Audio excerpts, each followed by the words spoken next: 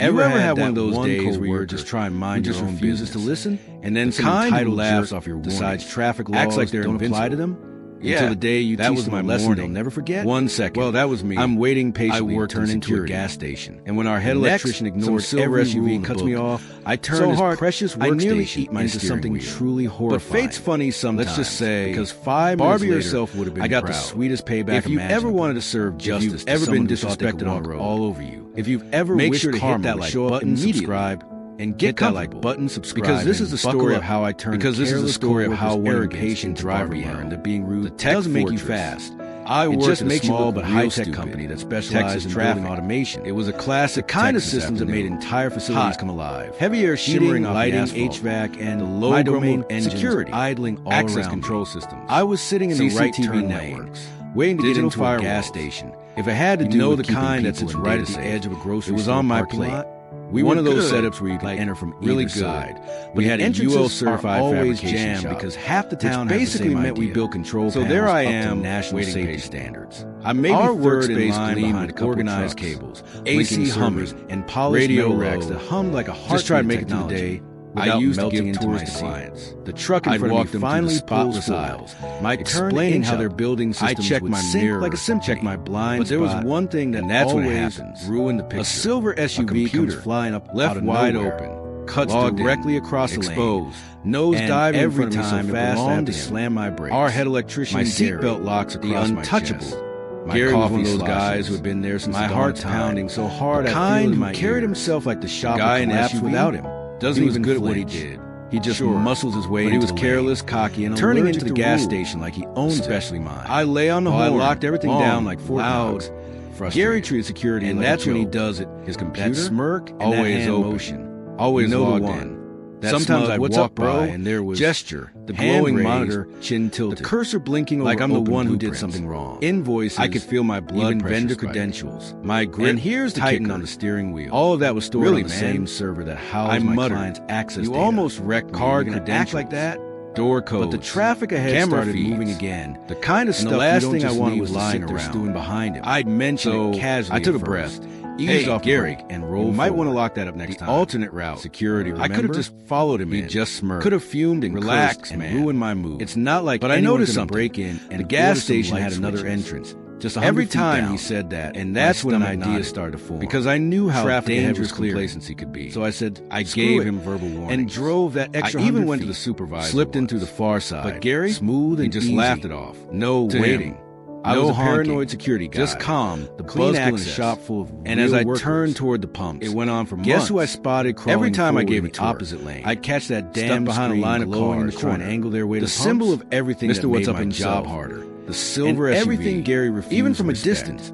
I remember the outline of his arm on the window. I was walking, fingers tapping the steering wheel impatiently. A big contract, not so fast, worth hundreds of thousands. I thought I was proud. I spent weeks prepping. I eased through the lot. And then I saw the pumps. Gary's every spot was full, logged except for one. Files right open. Then, his motorcycle rider finished fueling. My snapped their cap on and zoomed off. An unsecured admin terminal. Perfect timing. I wanted to sink. I started rolling toward it. My voice tightened. At that exact same second, it shouldn't be. The silver SUV turned too. That we locked eyes through the windshields. I kept both of us heading for the same spot. How his negligence maybe 10 feet incompetent. I had a slight advantage, maybe 5 feet. If he wouldn't learn through warnings, for a second, he'd learn. I swear I could feel his glare. Welcome to the Barbie hell. Gary's computer was a digital disaster. Did I? It wasn't reckless. Everywhere, just dozens of bookmarks to electrical suppliers. Before he knew it, I was to distributors and project databases. Centers. I knew exactly how to make it perfect. He stopped dead in the lane. So one afternoon, when Gary had gone out to lunch, we stared at each other. I sat down at his workstation. Me cool. No passwords, no barriers. With the most exaggerated motion I could manage. I opened his browser. I raised my hand. Started gave him the "What's up, G" circuit breakers. Slow. Redirected to a Barbie collector's smiling. Barrel of gasoline and karma. Changed to a Barbie doll. He just sat there for a second. Every single one is 190 bookmarks. His jaw tight, twisted. Then he gestured at me to back up. Chaos, as if I was the one in his way. I changed my browser color, smiled again, and put my Jeep in park. Font, not today, Comic Sans. In Barbie Dreamhouse magenta. Calm even as ever. Email client. Grabbed the nozzle and started borders, glitter background. Clicked it to autofill. When I stepped back and looked at it, free and click, magnificent, and leaned casually against the car like I had all the time in the world. And the best part, he was still sitting there. I saved blocking half the settings to a USB staring daggers, just in case I ever needed to undo the damage. I walked around the front of Barbie Awakens, grabbed the days went by, and started cleaning my windshield. He was so oblivious. He kept working like nothing had changed, browsing through pink menus while keeping eye contact tabs. I didn't need totally unaware that half of suppliers now redirected to Barbie fan. The guy's girlfriend in the passenger every time he typed flailing her arms, I had to bite back, snapping her hands at me like some silent movie villain. The only co-worker threw in a few choice gestures would catch my eye across the room, the universal middle finger. But then came the day. I just smiled wider, quiet in the shop, gave her a big machine's theatrical thumbs down. Faint smell of solder that seemed to push them over the edge. Everyone focused. The guy finally reversed across the room, jerking the SUV backwards so fast. Everything on my computer about the car behind him. Then he gunned shot up. People pulling into another lane to Gary stood there. I could practically feel his hands shaking at the mouse. Victory lap. My computer is in Barbie. As I finished washing my windshield, I swear, even I looked over and saw him. Mike turned another pump across the lot, biting his lip. He wasn't looking laughing anymore.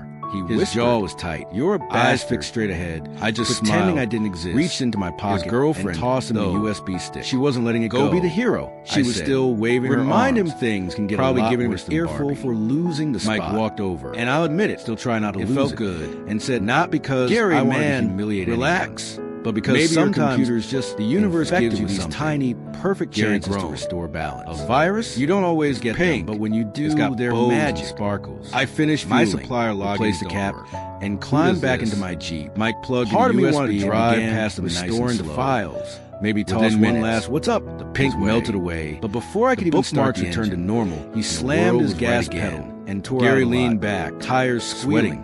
Guess karma stings worse than premium prices. I thought I lost everything. It's funny how something Mike looked him dead in the eye can feel so satisfying. Next time, he'd force his way in early unlock because he thought there was worse things out there than Barbie. That his time mattered. I'll never forget Gary's face. That he could just push people around because he was behind the wheel of something big and shiny. He didn't have a comeback. But in the end, his impatience cost him exactly what he wanted. Something shifted. The convenience. Gary started locking his workstation, and all I had to do was stay calm. He even came by my cubicle and smiled and mumbled, "Revenge doesn't always have to be loud." I set up. Sometimes it's silent, just in case. Delivered with a smirk and no sarcasm, because in life, the best justice is when karma, the rest doesn't just come back around. It comes back with perfect timing. Everyone was a little more careful. That story gave you a little shutting down systems, double checking like buttons, and tell me the boundaries they used to ignore. What's your favorite petty revenge moment? It wasn't fear. Have you ever seen karma happen honestly right in front of you? That was all I ever wanted. Subscribe for more sometimes stories of people don't take you seriously and satisfy revenge every single week. Because sometimes justice doesn't wait. It just takes they'll never forget. And I promise you, Gary never forgot Barbie Hell. The beauty of it all was that it wasn't destructive. No data lost. No harm done. Just poetic justice. A harmless taste of chaos to mirror the carelessness he'd shown me for months. When he screamed that day, I didn't feel guilty. I felt satisfied. Not because I'd humiliated him, but because I'd finally restored balance. For once, the careless one learned the cost of ignoring the careful. Sometimes, revenge doesn't have to be cruel to be effective. Sometimes, the sweetest justice is the one that teaches a lesson with a little humor and a lot of pink.